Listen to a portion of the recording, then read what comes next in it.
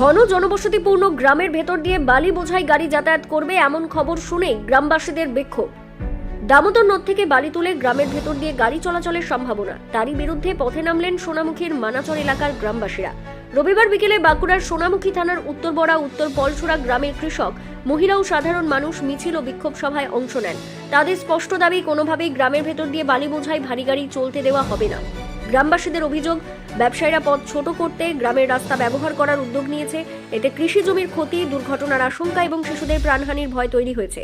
পাশাপাশি যন্ত্রের সাহায্যে গভীর গর্ত করে বালি তোলায় নদীর গতিপথ পরিবর্তন ও তার ফলে কৃষি জমি নদীগর্ভে তলিয়ে যাওয়ার আশঙ্কাও প্রকাশ করেছেন গ্রামবাসীরা।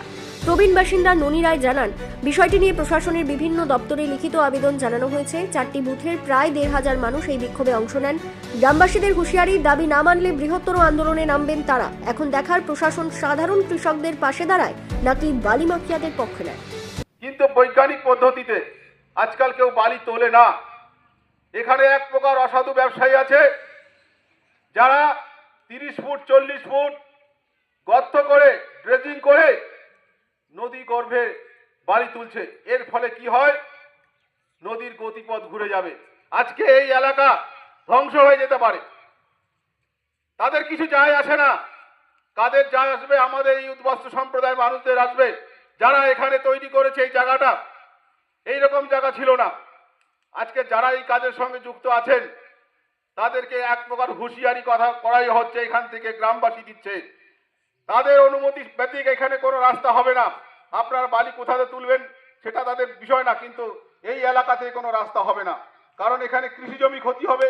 এই এলাকার যারা ছোট শিশু আছে, বাচ্চা আছে, কে অ্যাক্সিডেন্ট হয়ে মারা যাবে, তার দায় ভাই কে নেবে?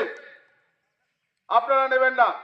তাই এই এলাকা যারা অসাধু ব্যবসায়ীর সঙ্গে যুক্ত আছেন তাদেরকে আরেকবার হুঁশিয়ার করতে চাই, গ্রামের মানুষের স্বার্থে আপনি এই কাজ থেকে বিরত থাকুন, না হলে কিন্তু গ্রামবাসী আপনাকে ছেড়ে কথা বলবে না। এটাই তো গ্রামের সিদ্ধান্ত। রাস্তা বালিঘাটের জন্য কোনো রাস্তা হতে দেব না, এটা হচ্ছে আমাদের একদম অটুট সিদ্ধান্ত। ধনুক ভাঙা পণ আমাদের, এটা কোনো মতেই কিন্তু আমরা এটা সরছি না। এটাকে একটা হুঁশিয়ার হিসেবে দিচ্ছি। এরপরে বড় আন্দোলন যাতে না হয় সেটা দেখার দায়িত্ব কিন্তু এখানকার যারা টেন্ডারের দায়িত্ব আছে এবং প্রশাসনের। এখান থেকে দুর্গা মন্দির পর্যন্ত একটা মিছিল করব, প্রতিবাদ মিছিল।